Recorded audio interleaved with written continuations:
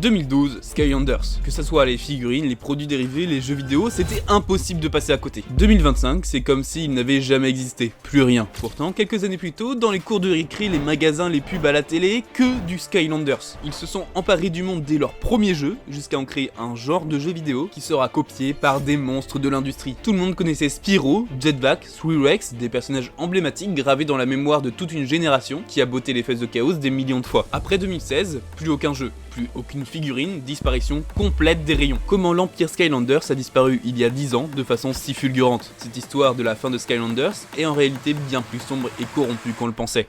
Avant le succès international qui est devenu Skylanders, revenons à ça. On dirait que j'ai du travail. Car on doit admirer la chute d'une série iconique de la PlayStation, un jeu extrêmement populaire dans les années 2000. Ce personnage que vous connaissez aussi grâce à Skylanders, c'est Spyro le Dragon. Pendant 10 ans, il passera de studio en studio, débutant chez Insomniac Games, créant la trilogie originale de Spyro, celle qui lui donnera toute sa renommée et sa gloire. Et je suis désolé, mais c'est quoi ce design de Spyro sous substance? Les droits seront par la suite repris par Universal Studios, et c'est là que Spyro dégringolera. Une flopée de jeux qui marchent de moins en moins bien, de 2001 à 2005, ils tenteront ensuite une nouvelle trilogie qui tombera dans l'oubli. Oui, il y a eu la trilogie Spyro en 2018, mais on en parlera plus tard, après la chute de Skylanders. C'est dans tout ce passage de main en main de Spyro qu'arrivera l'obtention des droits chez Activision. Sauf qu'en réalité, Spyro ne sera qu'un propulseur à une nouvelle ère du jeu vidéo, qui sera menée par les Skylanders.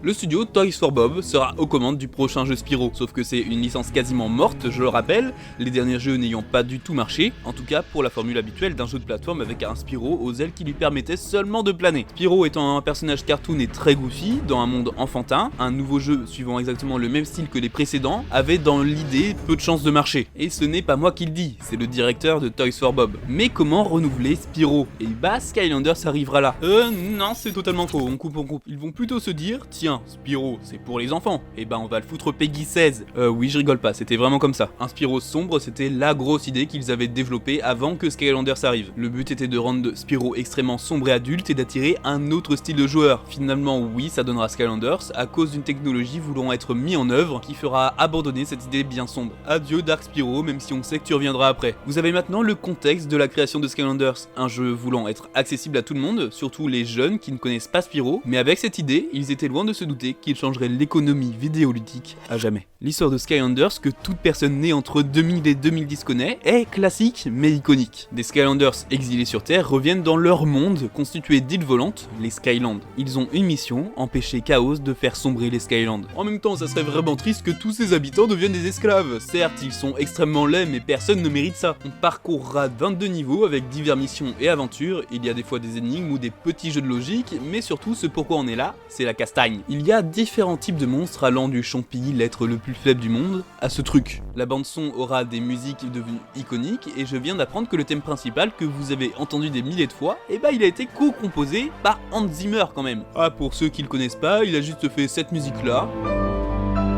celle-là aussi.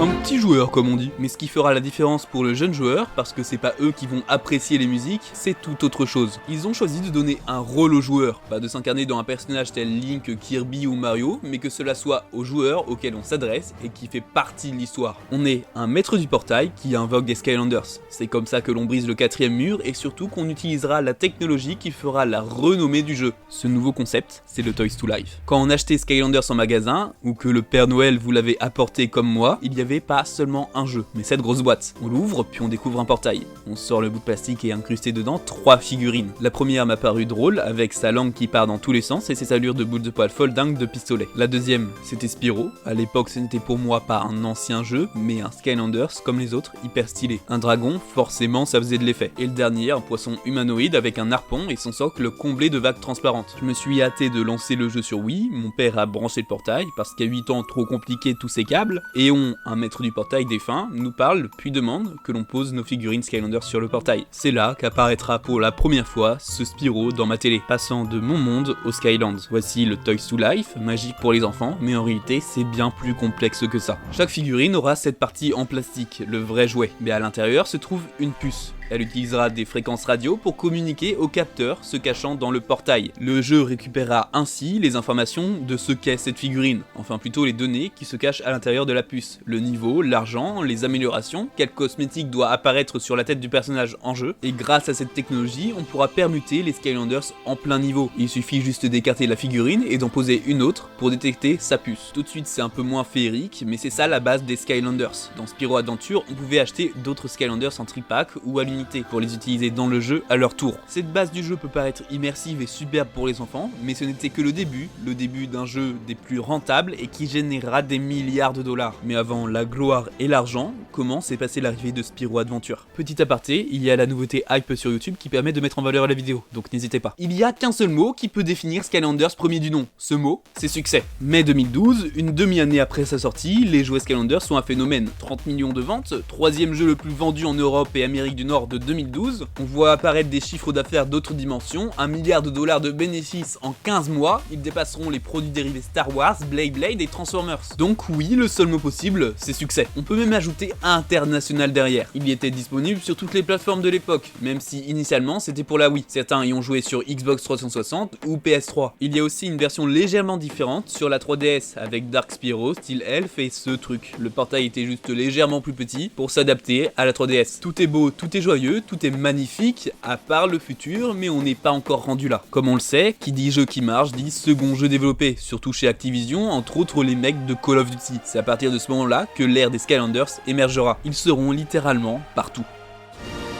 Vous seul pouvez donner vie aux Skylanders. La campagne marketing sera extrêmement efficace. Déjà vous avez forcément vu toutes les pubs passer sur les chaînes pour enfants, et dès que vous arriviez dans un Toys R Us, des rayons entiers de Skylanders se mis en avant. Avec certains Skylanders devenus extrêmement rares, ils y étaient distribués en exclusivité. Le but était d'être partout où un enfant pouvait aller. Il y aura de plus en plus de goodies fin 2012 avec des accessoires d'école et même une collaboration avec McDonald's pour avoir des figurines pas utilisables en jeu dans vos Happy Meal. C'est cette omniprésence qui fera décoller Skylanders, surtout pour son prochain jeu, qui prouvera que ce n'était pas qu'un succès égaré. Une nouvelle aventure extraordinaire. Skylanders Giants. Top là! Mauvaise idée! Skylanders Giants se sortira un an plus tard, en reprenant les mêmes bases que Spyro Adventure. Et j'ai envie de dire que Giants va être le meilleur Skylanders jusqu'à aujourd'hui. L'histoire est bien plus travaillée, et la nouveauté en termes de figurines deviendra un icône de la licence. Je parle de ces géants, des figurines légèrement plus grandes et bien plus badass. Ils permettaient d'activer des options dans le jeu que les Skylanders classiques ne pouvaient pas faire. Par exemple pour des murs qui étaient de base détruisables seulement avec des bombes, que le Skylanders devait aller chercher, et bah avec un géant, il suffit juste de foncer dedans. Les géants pouvaient aussi porter de gros rochers, faire des chutes qui détruisaient des blocs de pierre ou amener une île à la seule force de leurs bras. L'histoire les introduisait vraiment bien. Les géants sont les premiers Skylanders qui ont combattu les Archéans, des robots maléfiques exploitant les Skylands 10 000 ans auparavant. On fera d'ailleurs le premier niveau dans un camp d'esclavage par cet énorme robot qu'on fera chuter, mais les géants disparurent pendant des dizaines de milliers d'années jusqu'à aujourd'hui. On devra empêcher Chaos d'obtenir un artefact archéan lui permettant d'avoir beaucoup trop de puissance. Et cette fois, le lobby ne sera pas une simple île, mais le bateau volant de Flynn, qui hébergera toutes sortes de SDF du coin, que ça soit la fée ou l'homme d'affaires douteux. Ce qui était réellement fantastique dans ce jeu, c'est qu'on s'accrochait au bateau. Certains chapitres n'étaient pas des déplacements sur une île, mais ça pouvait être protéger le bateau contre des pirates fantômes. Il y avait beaucoup de diversification dans le gameplay, des shoots and all, mais aussi des conduites d'engins volants. Quand on jouait, on pouvait voir qu'ils avaient bien travaillé l'histoire et le jeu. Mais est-ce qu'il a bien marché, ou c'était le début de la décadence? Avec toutes ces nouvelles figurines, on avait un bien plus gros choix de personnages. Le jeu était en plus extrêmement bien, les figurines travaillaient, les géants avaient des lumières qui s'illuminaient quand on posait leurs figurines sur le portail, donc ça, c'était pas de la gnognotte. Avec en plus les campagnes de pub, le jeu a extrêmement bien marché. Presque autant de ventes que Spyro Adventure. Le filon des Skylanders n'était pas voué à l'échec, en tout cas pas pour tout de suite. Ils avaient aussi la confirmation qu'ils pouvaient enchaîner un jeu par an. Mais est-ce que c'était trop? Est-ce que Toys for Bob allait tenir le rythme sans négliger la qualité comme on a pu le voir avec Pokémon? Commence ton aventure avec le nouveau jeu vidéo Skylanders Swap Force. Le jeu Skylanders de 2013 arrivera avec une toute autre nouveauté. On aura toujours plus de figurines classiques, avec aussi des réédités légèrement différentes, mais ce qui nous importe, ça va être la nouveauté exclusive de Skylanders Swap Force, les Swap. 16 figurines qui auront un socle avec un écusson marqué dessus, permettant d'accéder à certains mini-jeux, qui seront cachés à travers les niveaux. Mais ce n'est pas ça qui va être le plus important, sinon cela serait que des géants remasterisés. La vraie nouveauté, c'est la personnalisation du Skylander. Les swaps sont en réalité composés de deux parties, le haut et le bas, et ces parties peuvent être interchangées entre swaps. Ces 16 Skylanders représentent en réalité 256 combinaisons différentes. Bon, c'est bien beau d'avoir de la nouveauté, mais que vaut le jeu? On devra toujours vaincre Chaos, cette fois en combattant des ennemis certaines fois infestés par les ténèbres pétrifiées. Et pour les swaps, ils étaient bloqués dans un volcan et c'est comme ça qu'on les a introduits. Sauf que l'histoire, je l'ai bien moins appréciée que Giants. Même si les graphismes étaient de mieux en mieux, j'ai eu du mal à m'accrocher. Par contre, les swaps, ça j'avais adoré.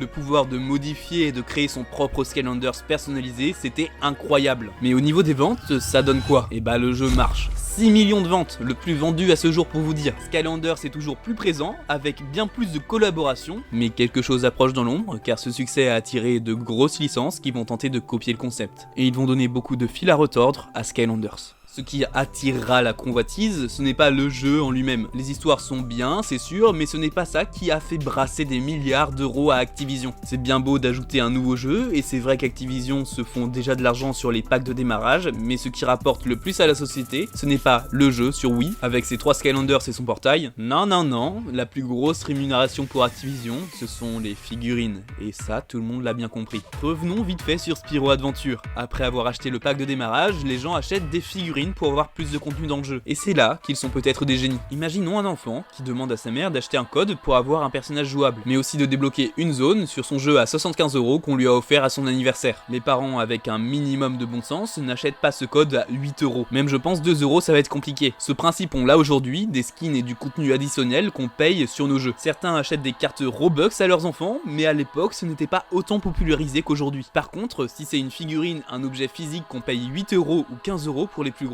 voire même 3 figurines à 25 €, ça passe forcément mieux auprès des parents. Alors que ce code et cette figurine ont le même but, avoir du contenu en plus sur un jeu que vous avez déjà payé. C'est ces contenus additionnels camouflés sous forme de figurines qui apporteront le plus d'argent à Activision. Il y a même certaines figurines qui ne sont que des objets, mais qui permettent d'avoir un chapitre en plus, une nouvelle aventure camouflée par un objet, un DLC camouflé. Un joueur ayant payé un jeu 75 € se retrouve à dépenser une centaine d'euros en plus pour avoir tout un tas de figurines qui permettent de finir le jeu entièrement. Ce modèle de production n'est pas passé inaperçu et a été remarqué par 2 sociétés extrêmement connues avec beaucoup d'influence. Sauf que, ils seront pas là pour le fun, mais voudront récupérer un maximum d'argent avec ce concept de DLC caché. Le premier concurrent du Toys to Life arrivera en 2013, et ce n'est pas n'importe qui. Déjà implanté dans divers domaines, on parle d'un des plus gros poissons sur Terre, qui vient grappiller son bout de pain. Je parle de Disney. Et franchement, c'est un énorme concurrent. Avec toutes les licences, beaucoup de personnes n'achèteraient rien que pour jouer leur héros Marvel préféré, Flash McQueen, les Indestructibles, ou leur princesse préférée. Quel fan de Disney ne serait pas attiré par ça? Je ne vais pas mentir, je n'y ai presque pas joué. Et quand je me suis plongé dans mes recherches sur ce jeu, je ne m'attendais pas à une telle exploitation du Toys to Life en échange d'argent. Et je pense que Skylanders a pris un gros coup sur le système de contenu qui était finalement un peu caché derrière les figurines. Dans Disney Infinity, on a la Toy Box, un monde que l'on modifie comme on veut. On peut l'améliorer et le personnaliser. Pour l'instant, c'est sympatoche. Que pour l'instant, parce que, attendez, le deuxième mode de jeu va déjà faire cracher beaucoup d'argent. Les aventures sont débloquables qu'avec des personnages d'un monde. Si vous voulez l'aventure de Monstres et compagnie, il vous faut un personnage de Monstres et compagnie. Pour avoir toutes les aventures, il vous faut un personnage de chaque monde. Donc environ une vingtaine de figurines pour avoir le jeu à 100%. Et je rappelle que chaque figurine seule coûte 13 €. On atteint des sommes astronomiques à dépenser juste pour jouer à un jeu initialement payé. Sachant que le jeu de base version 1.0 coûtait 75 €. Il y aura la version 2.0 et 3.0 avec plus d'aventures, plus de personnages et plus d'argent. Mais attendez, ce n'est pas tout. Il y a des disques pour obtenir des objets en plus à poser dans son monde. Mais aussi des pouvoirs, cette fois c'est le hasard qui fera le choix dans le pack. Si vous cherchez un item en particulier, il faudra débourser tout ton porte-monnaie. Surtout qu'il y en aura de plus ou moins rares. L'autre concurrent majeur sera Lego Dimension un petit peu plus tard en 2015. Avec tout autant de licences diverses et variées, les Simpsons à Harry Potter, il faudra cette fois acheter les 29 mondes pour jouer à 100% avec des packs de niveau à 30 € en plus du starter pack à 100 €. Le but n'était plus d'avoir un jeu de qualité mais simplement et purement gagner un maximum d'argent avec tous les DLC cachés à l'intérieur des figurines Lego. Avec ces deux concurrents qui ne sont pas uniquement sur le Toys to Live, ça sera de plus en plus difficile pour Skylanders. Les clients remarqueront qu'il faut débourser bien plus d'argent que le jeu de base juste pour jouer à un jeu. Surtout que chaque enfant devra maintenant choisir quel jeu avoir entre Lego, Disney et Skylanders. C'est là qu'on arrive à la véritable guerre du Toys to Life. Une bataille bataille extrêmement sanglante, mais Skylanders ne se laissera pas abattre. Ils sont eux aussi de plus en plus instaurés, surtout que maintenant en plus des figurines, il y a des livres, des cartes à collectionner, tout ce qu'il faut pour attirer les enfants dans leur monde. Sauf que sous cette pression, Skylanders prendra des décisions qui impacteront la licence à jamais. Capturez le mal, libérez le bien. Skylanders Trap Team. 2014 sortira Skylanders Trap Team, le premier Skylanders de la série qui aura une version sur tablette, en plus de la version Xbox One, PS4 et Wii U. Cette fois l'histoire change légèrement, les Skylanders Trap Masters avaient enfermé tout un tas d'ennemis dans une prison, sauf que cette prison a été détruite, libérant tous les vilains qui y logeaient. On se chargera de rattraper tous ces ennemis pour les capturer. C'est là qu'arrivera la mécanique principale du jeu avec ces bouts de cristaux, les traps. Ces figurines sont tombées sur terre et permettent d'attraper les fugitifs de la prison pour les jouer. Et d'ailleurs, le portail change pour la première fois. Enfin, les options qu'il apporte. On aura l'habituel portail pour figurines, mais aussi l'emplacement des cristaux. Chaque trap peut seulement attraper les ennemis d'un certain type et un seul à la fois. Il y aura aussi un trap spécial pour Chaos permettant d'avoir uniquement Chaos. Sinon, il y aura les Trap Masters, des figurines légèrement plus grandes vendues au même prix que les géants. Certains le considèrent comme le dernier bon jeu Skylanders, mais avec toute la concurrence de Disney Infinity, Trap Team a-t-il pu continuer à perdurer la série ou a-t-il flop?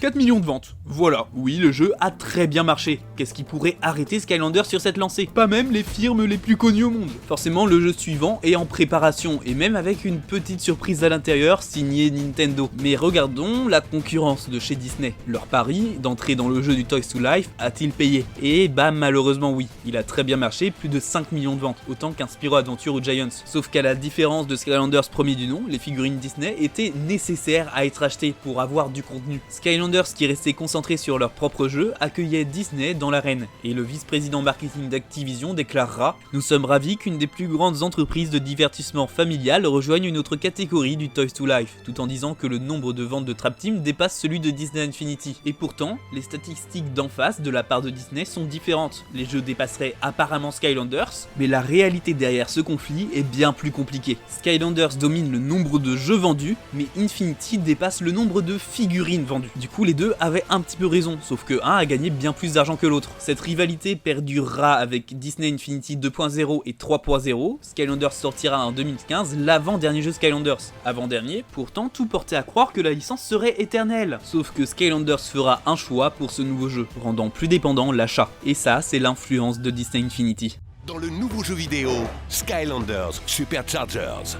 Les nouveautés de Skylanders Superchargers seront les véhicules, sauf que cette nouveauté sera clairement nécessaire au jeu. Même si on a un véhicule inclus dans le pack de démarrage, il faut deux autres types de véhicules pour accéder à toutes les zones du jeu. Les zones terrestres, aériennes et sous-marines. Mais aussi pouvoir exploiter au maximum le mode Racing, des courses de véhicules en dehors du mode aventure. Il y aura aussi 3 trophées permettant de débloquer des courses supplémentaires du mode Racing. Toutes ces figurines sont bien plus nécessaires à l'achat, et ça c'est à cause de Disney Infinity qui avait fait beaucoup plus de chiffre d'affaires sur les figurines. Cette fois, Chaos s'échappera de son piège et tentera d'aspirer les Skyland avec une arme suprême. Les Skylanders devront conduire des véhicules qui seront des fois associés à des personnages permettant d'être superchargés uniquement lors de certaines combinaisons. Par exemple, Steel Elf sera surchargé quand elle aura son hélico sur le portail. Superchargers, c'est aussi la première collaboration entre Skylanders et Nintendo. En 2014, Nintendo a déployé sur 3DS et Wii U une fonctionnalité liée au Toys to Life, mais légèrement différente. Cela ne sera pas axé comme tous les autres uniquement sur un jeu avec un portail, mais sur tous leurs jeux. Aujourd'hui, ça n'a pas disparu, ce sont les Amiibo. Des figurines permettant de débloquer des bonus, mais ils ont choisi de faire une entrée en scène dans le jeu originel du Toys to Life. C'est grâce à ça qu'on pourra jouer Bowser et Donkey Kong avec leurs véhicules inclus dans Superchargers.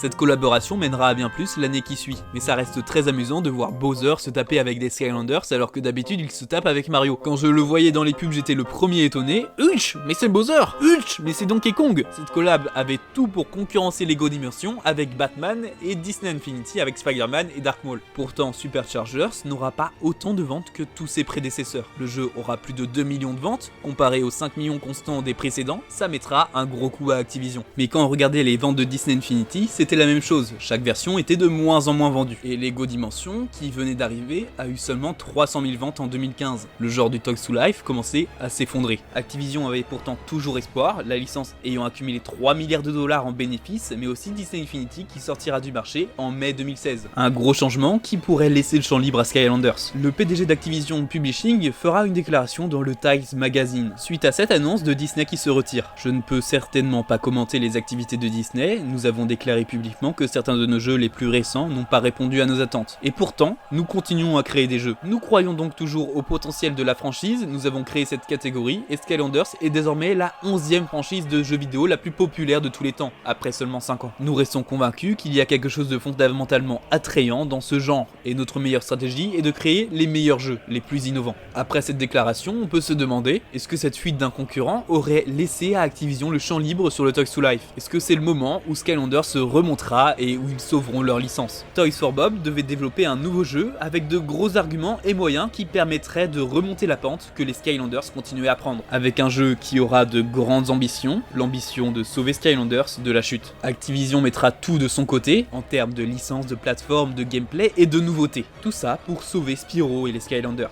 Déjà, il faut trouver le concept qui permettrait d'attirer le plus de joueurs et de les renouer avec la licence. On ne parle plus d'une figurine qui permettrait d'avoir une phase de gameplay en plus ou d'un nouveau type de figurine ou véhicule. Ils voulaient bien plus. C'est pour ça qu'ils se sont penchés sur l'imagination qu'un enfant peut avoir. Peut-être que vous aussi, comme j'ai pu le faire à 9 ans, vous avez dessiné des Skylanders imaginaires et vous rêviez de le voir apparaître sur votre écran. Ce souhait qu'on a eu plus jeune arrivera directement dans Skylanders Imaginator, avec les cristaux de création qui offraient la possibilité de créer son Skylanders de A à Z. On ne parle plus de 256 possibilités préconfigurées comme avec les swaps, mais de choisir un type d'attaque avec différentes classes de combat, mais aussi des capacités, ainsi que le designer de haut en bas, que ça soit avec une tête horrible ou des jambes désastreuses. Tout ce qui importait, c'est qu'on le créait nous-mêmes. Bon, pour l'histoire, comme d'hab, Chaos veut invoquer une armée et conquérir les Skylands, sauf que cette fois les Sensei, un nouveau type de Skylanders, qui sont censés être les plus forts des Skylands, viennent contrecarrer Chaos. Classique, peut-être même trop classique pour un jeu censé sauver la licence. Ces Sensei seront les nouvelles figurines en plus des cristaux. Ils permettent d'accéder à de nouvelles zones, mais aussi de débloquer des pièces Imaginator, permettant de customiser vos Skylanders. Activision misera sur une collaboration avec Crash Bandicoot, l'ajout d'un niveau bonus dans le monde de cette licence, mais aussi 2 figurines, une de Crash et celle de Dr Neocortex. Mais ce qui importera le plus pour Skylanders, c'est leur collaboration avec Nintendo, car ils ont réussi à être un des jeux de lancement de la Nintendo Switch. Avec ses atouts, Skylanders Imaginator pouvait marcher, sauf qu'il sera le dernier jeu Skylanders principal et que plus aucune figurine ne sortira. Mais pourquoi ça n'a pas marché? Pourquoi Skylanders est mort avec Imaginator? Et bah en réalité c'était prévisible, et pas si étonnant que ça. Si Disney s'est retiré du marché, ce n'est pas pour rien. Le Toys to Life s'essoufflait, les clients n'osaient plus acheter de nouveaux jeux, sachant qu'il faudra dépenser pour avoir le jeu en entier. Pourtant Skylanders aurait pu rattraper le coup sans cette concurrence, mais Imaginator sera un désastre en termes de vente, passant en dessous de 2 millions, ainsi qu'un désastre en termes de jeu. Il y aura seulement 10 niveaux, une aventure rapide comparée aux anciens jeux qui tournaient autour de 18 chapitres. Il a été extrêmement rushé sur ce point, mais encore ça pouvait passer. Ce qui détruira Imaginator,